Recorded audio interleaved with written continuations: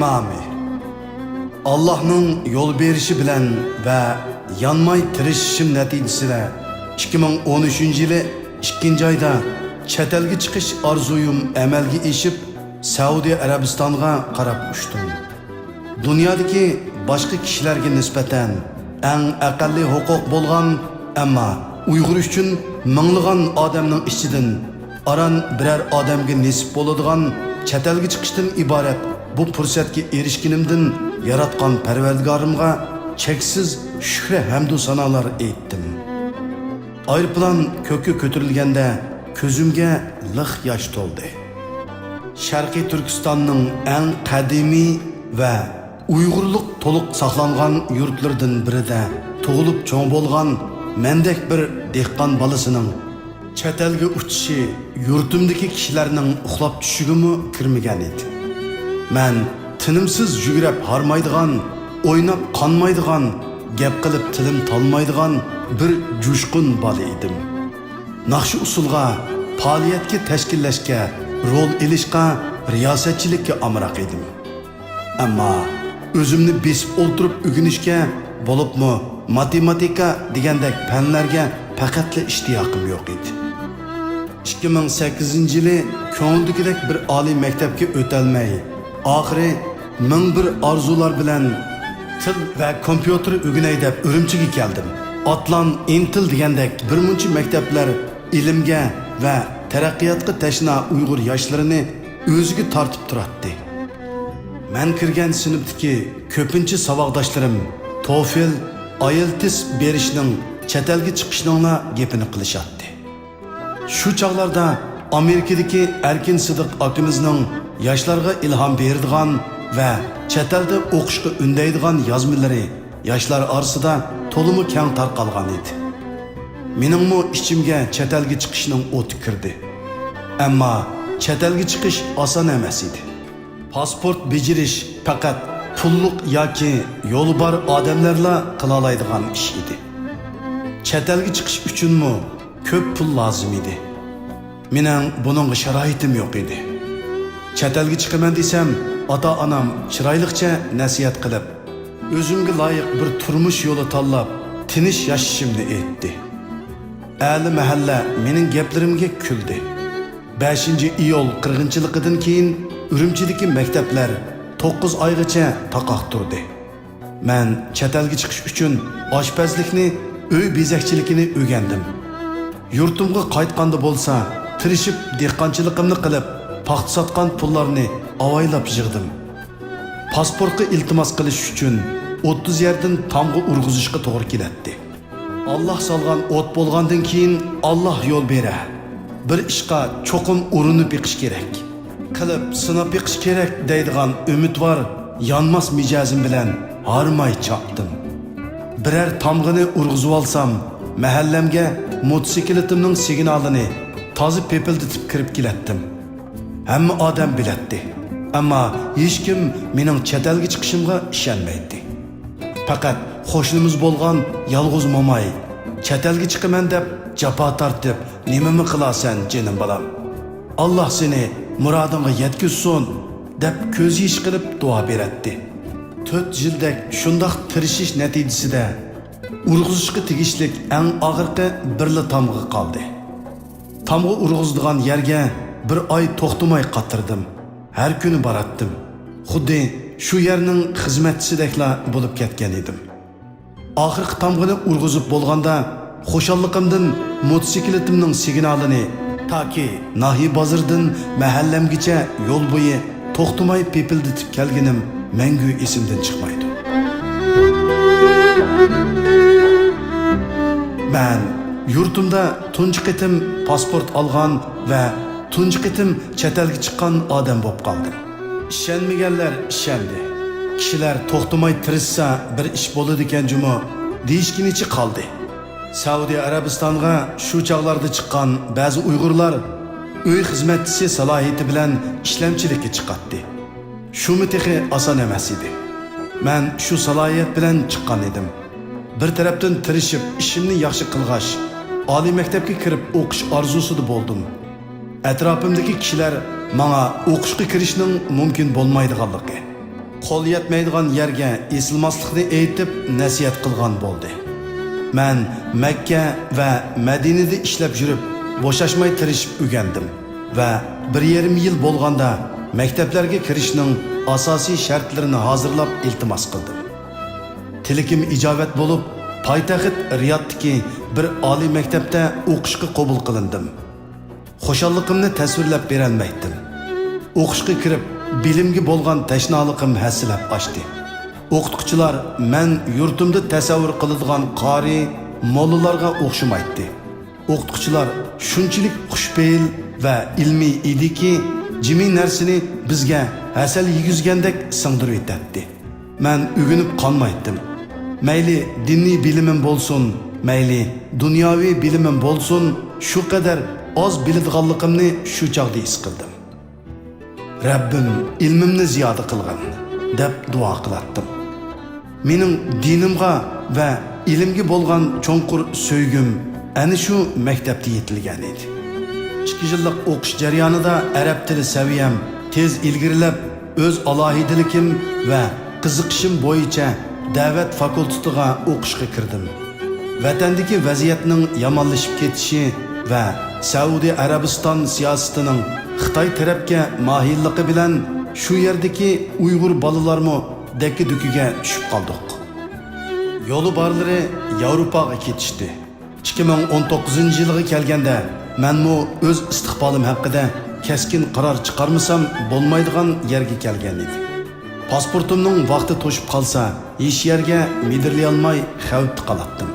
Oxiri Amerikaga berishni qaror qilib, vizaga iltimos qildim.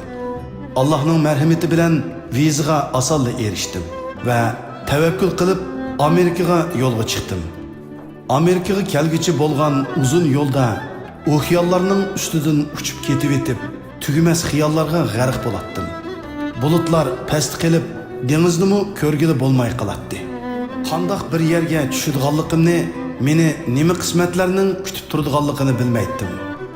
Faqat Allohga past ovozda duo qilib, Parvardigorim, meni muborak manziliga tushirgin.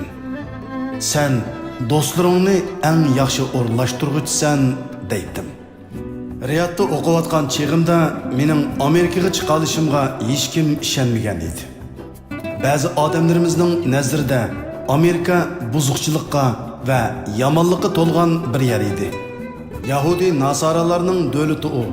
Barsang o'zgirib ozg'un bo'lib ketsan, viza bermaydi, bora olmaysan. Barsangmi jiningni boqolmaysan, hech nima qila olmaysan, deydi ba'zi qarindoshlarim. U yerda kiming bor, deydi ba'zilar. Alloh bor, deydim samimiylik bilan. Nurg'un kishilar meni Saudiya Arabistonda din o'qigan odam qandoq bo'lib Amerikaga borg'isi kelib qolgandi deb o'ylaydi. Buningdagi asosli sabab Erkin Sidiq akimiz edi. Vatandagi chog'dan tortib Erkin Sidiq akimizning yozmalari menga ko'p ta'sir qilgan edi. Amerikaga kelishdan burunmi Erkin Sidiq akimiz bilan aloqalashib maslahatini olgan edim. Amerikaga menishdan burungi oxirgi qitimliq Ka'ba ziyoratimda yuzlarimni ulug' Ka'baning tomlariga yiqib, yig'lab, duolar qilib, Allohdan meni hidoyat qilishini, Amerikaga chiqqandan keyin ishlarimning oson va to'g'ri bo'lishini tiladim. Xalqim ustidagi bu og'ir zulmni ko'tarib etishini va bizga nusrat ato qilishini Allohdan yalurib so'radim. Amerikaga ketyaptim. Til bilmaydim. Yenimdagi pulmo $3000 bormaydi. Aeroplan biletnimi mehribon o'qituvchilarim elib bergan edi. 2019-yili 1-oyning 15-kuni Amerikaning Montana shtatiga kelib tushganimda, texi hech yerni ko'rmaganimga qaramay, o'zimni rostilla bir erkinlikka chiqqandek his qildim. Bir tanishimizning yordami bilan maktabga kirib o'rinlashib oldim. Hamma narsaga xo'shallik bilan boqatdim. Hamma odam bilan qizg'in salomlashatdim. Qor ko'rmagili uzun bo'lg'ashqa yo'llarda ketib etib, oppoq qorlarni o'chimlab elib yuzlarimga surksam, yerlik kishilar hayron qilib, "Sen qor ko'rib boqmaganmi? mashinamizga chiqib olamsan deyishatdi. Maktabmi shundoq ko'ngillik edi. Odamlar shundoq mehribon edi. Bir faoliyatda oshpazlik hunarimni ishga selib 500 kishiga narin cho'p etib Uyg'urlarni tonutmoqchi bo'ldim. Naq maydonda xemirni yeyib, kesib, cho'p tayyorlayotganimda faoliyatga kelgan kishilar qiston bo'lib qiziqib ko'rishgan edi. Montanaga kelib 3 oy bo'lganda Virjiniyaga ketmoqchi bo'ldim. Davomli o'qish puli to'layolmaydim. Uyg'urlar ko'p yerga baray dedim. Avtobus bilan Montanadan Virjiniyaga kelguchi bo'lgan 3 kunlik safarimmi ko'ngillik bo'ldi. Montanadagi saboqdoshlarim va mas'ul o'qituvchim ko'z yoshlari bilan uzatdi. O'qituvchim to'limi bag'ri yumshoq kishi ekan. Puling bormi? Yeydigan narsa oldingmi? deb so'ragan edi. Menga yo'lliq tutib etib. Pulim bor. Bilet algandan keyin yenimda $200 bor. Yeydiganlarim somkada degan edim. Xo'shallik bilan u kishi xat yozilgan kichik bir qog'oz kartini bo'ynimga isib qo'ygan edi. Shu chaqda uningda nimalar yozilganligini bilmaydim. Keyin bilsam, uningda mening inglizchani yaxshi bilmaydiganligim, mening kishilarning yordamiga ehtiyojli ekanligim, agar bir masala yoki savol bo'lsa, o'ziga telefon qilishi kerakligi yozilgan ekan. Shunga yo'ldagi tekshiruvchi xodimlar shu kartadagi nomerga telefon qilib, men tushundirilmagan narsalarni o'qituvchimdan so'rab bilgan ekan.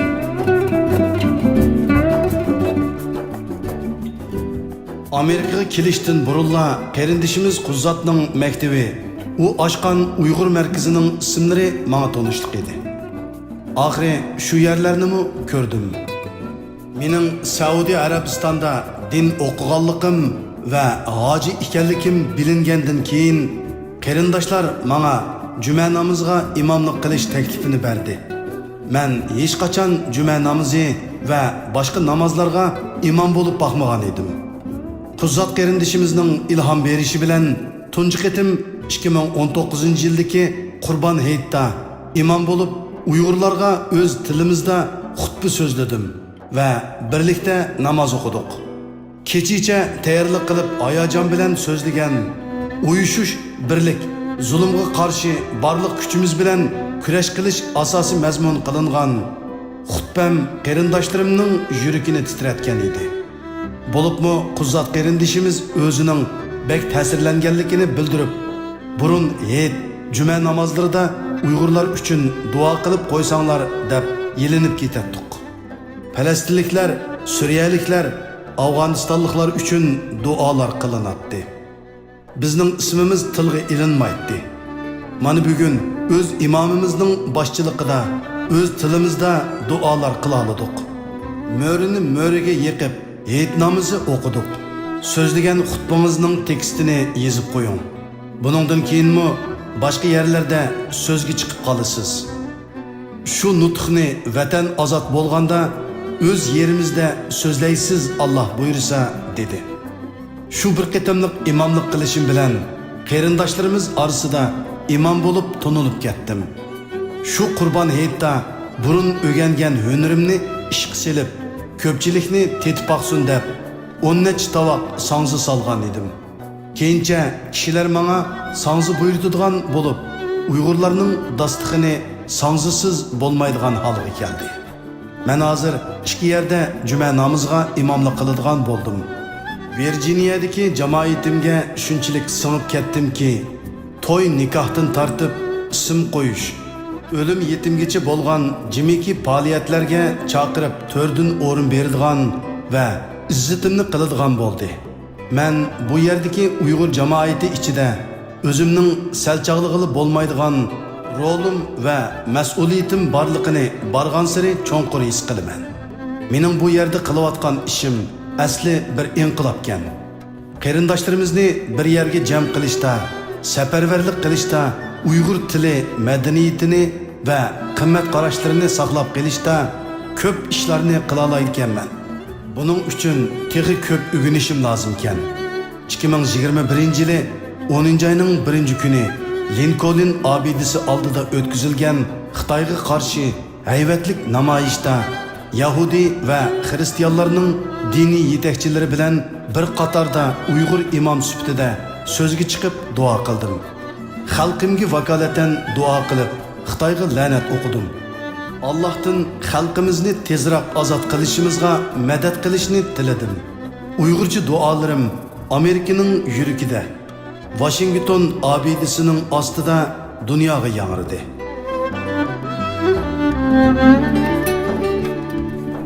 Men Anqar hojim, ota-onasining umidini oqlashga, xalqning bergan tuz haqqini ado qilishga tinim topmay tirishayotgan Anqarjon.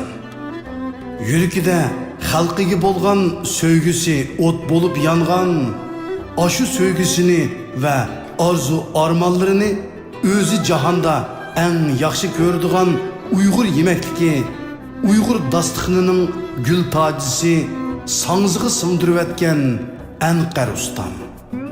Uyg'ur balalarga islomiy bilimlar va Qur'ondan so'yinib dars beradigan va shuningdan baxt his qiladigan Anqar muallim. Qalbida sop muhabbati va kelgusi halol juftiga cho'nqur sadoqati bo'lgan, lekin ko'nglidagi ashu janonini texi uchirtib bo'lolmagan qalbi pok Anqar yigit. Nurg'un esil Uyg'urlarimizdek hayotga, turmushga, dunyoga qizg'in umidvorlik bilan boqadigan, eng qiyin sharoitlardimi ham o'zini ham boshqalarni xo'shal qila oladigan, kesh kuzning ochiq so'g'uqlarida ko'lga sakrab o'zini tavlay oladigan berdam Anqar Uyg'ur. Xutba munbirida turib Uyg'urlarning vijdoniga va dunyoning adolatiga xitob qilib turib, vatanida jazo lagerlarida yetayotgan millionlagan qarindoshlari uchun haqni so'zlaydigan Anqar imom.